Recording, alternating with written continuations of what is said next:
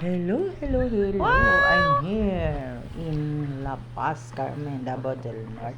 Nak, basa na Nasa nak. dagat tayo, guys. Wow. Ayun, nakikita mo yung Naligo siya. tsugi-tsugi na yan. Ayan, ang saya-saya kanya. Kaya niya, Ay! no? Naliligo din siya. Basa Tulad na. sa Malapit atin, tayo dito para naiinitan sa din mga siya. alaga namin. Ayun, Ayun, oh. nakakatuwa. Wow! Pumunta lang talaga siya doon sa ano, sa naligo ka. tubig. At saka nag-ano lang Wow. siya, naglangoy-langoy doon. Halika dito. Ayan, umalis na Naligo siya. siya. Alam niya, Tapos na kasi binibidyohan siyang ko kumain siya. dito. Pinakain ng bunso. Pinapansin din niya tayo. Ayan, pala naligo ka? kaibigan din. Very ayun. good. Maamo. Ano siya? Maamo Maamo. sa atin. Kinakaibigan tayo niyan. Binabantayan tayo. Ayun. Hello guys, oh.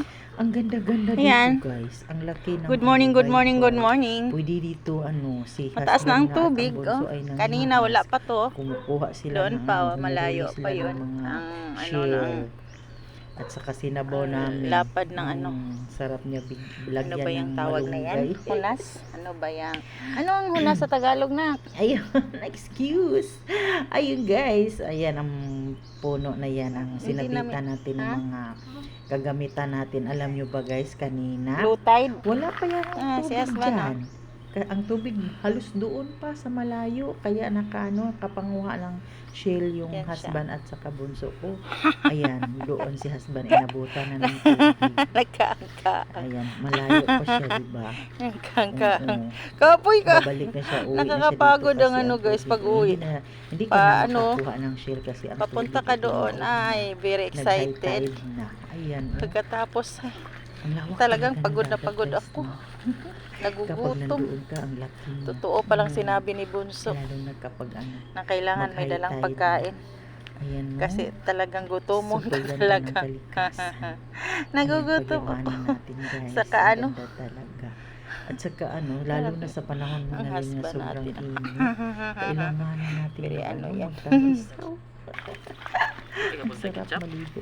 At ako guys, tapos na akong naligo. Ayan na ang ginawa ko.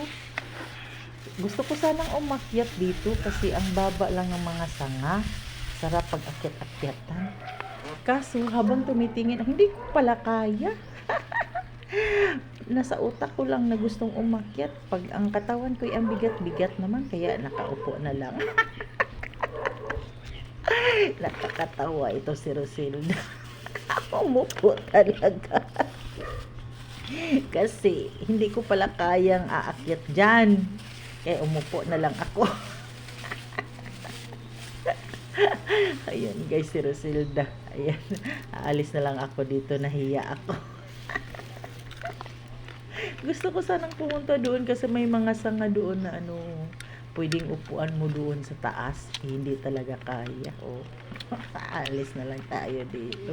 Ang baba talaga ng sanga niya guys. Tingnan niyo. Ang baba, diba? Nakakatuwa. Ganyan ang niya, paligid. Puro ayan si Rosilda. Habang nasa dagat siya. Ayun. Kanina wala pang tubig dyan. Dyan si husband kumukuha ng shell. Si husband at ang bunso ko.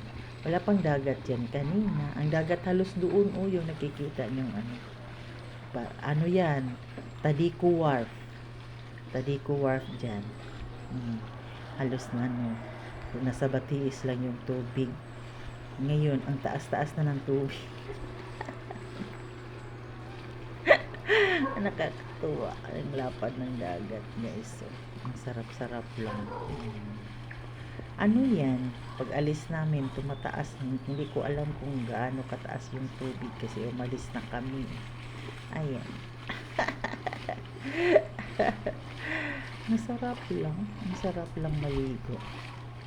Ayan. Ayun, pa yan, nasa Batiis pa yan kasi masyadong mainit habang kumukuha ng shell si husband. Hindi ko kakayanin kasi ang shell ba na kinukuha habang kumukuha sila ng shell masyadong mainit. Ayan, tingnan mo. Ayan, nakatakip yung mga mukha kasi masyadong mainit kanina.